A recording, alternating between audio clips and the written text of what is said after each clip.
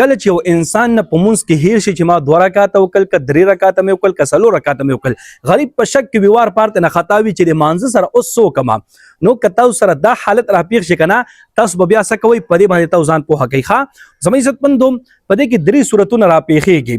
اول نمبر صورت دا دی که نه چې کله یو انسان سره بالکل په اول ځل باندې داسې حالت راپېښ شي چې دنه د رکعتونو تعداد هیر شي چې 2 رکعاته مې وکړل که 3 مې وکړل که 4 رکعاته مې وکړل 100 رکعاته مې وکړل دا ترنه بالکل هیر شي که دا صورت سره بالکل په اول ځل راپېښ شو که نه یا دغه شانتې کال کې چېرته یو ځل د ده سره راپېښېږي دا صورت چې د رکعتونو تعداد ترنه هیرېږي نو داسې انسان به دا مونځ ماتوي او دا مونځ به بیا د سره شروع کوي ټیک شو د لپاره حکم دا دی چې مونځ به ماتوي او د سره به دا مونځ شروع کوي صحیح شو جی دا یو حالت شو دویم نمبر او دریم نمبر چې زمونږ په شانتي وي اکثر ترنه بس په مانځه کې د رکعتونو تعداد هیر وي مونږ نه خو اکثر د رکعتونو تعداد هیر وي که نه ځکه چې نن سبا زمونږ سوچونه ډېر زیات وي او ټول نه زیات خوند خو هغه کوي چې انسان نن سبا په مانځه کې سوچونه کوي خلکو له دا خوند ورکوي زما عزتمندو د دکان حساب کتاب په مانځه کې خلک برابروي خیر هغه بیا خبره خو زمونږ په شانتي چې وي اکثر ترنه د رکعتونو تعداد هیر وي نو دوی به بیا څه کوي د دوی مونځ بیا برابرېږي ښه خو طریقې ده نو دویم نمبر صورت اوس په دې کې دا دی چې رکعتونو تعداد ترنه هیر شي او کال کې یو ځل دا نه راپېښېږي ډېر ورسره راپېښېږي دی به اوس بیا څه کوي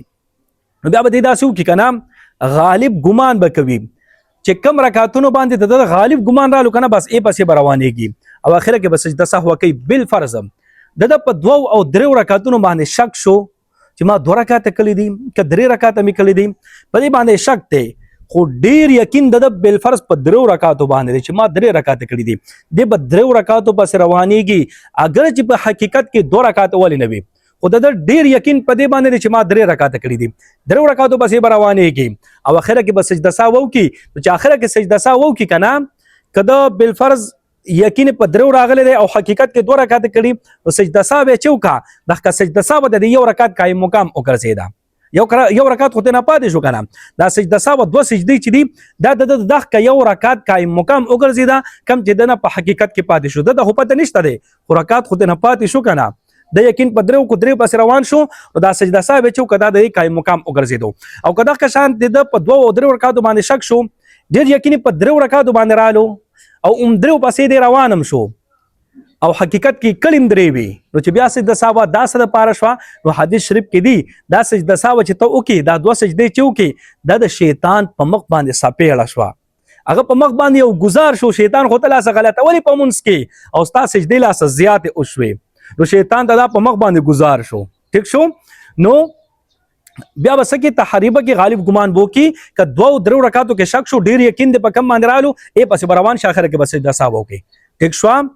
دریم نمبر صورت اوس چې کله ستا په 3 او 2 رکعاتو باندې شک شو او ستا ډېر یقین هم په یو باندې هم نه راځي چې څونه یقین ستا په 2 رکعاتو باندې دونه په 3 باندې هم دی یا په 3 او 4 رکعاتو باندې ستا شک شو چې 3 مې کړي او که 4 مې کړي دي چې څونه یقین دی په 3 باندې دونه په 4 باندې هم دی یا د سره ستا اړو یو سیټ ته زیات یقین ځینه بس کنفیوز چې اوس زه څوک یم کله کله داسې وشي چې دواړو سیټو ته ستا بیلنس برابر وي څونه یقین دی په 2 دی دونه په 3 هم دی کله داسې وي دواړو سیټو ته بیلنس برابر وي یقین په اعتبار سره او کله کله داسې وي چې بس انسان مکمل کنفیوز وي یو سیټ ته غالب ګمان نه ځي اوس په بیا دې څه کوي بس بیا به دې داسې وکړي چې کم رکعتونه دي هغې پسې به روانېږي په 2 او 3 رکعتو کې شک دی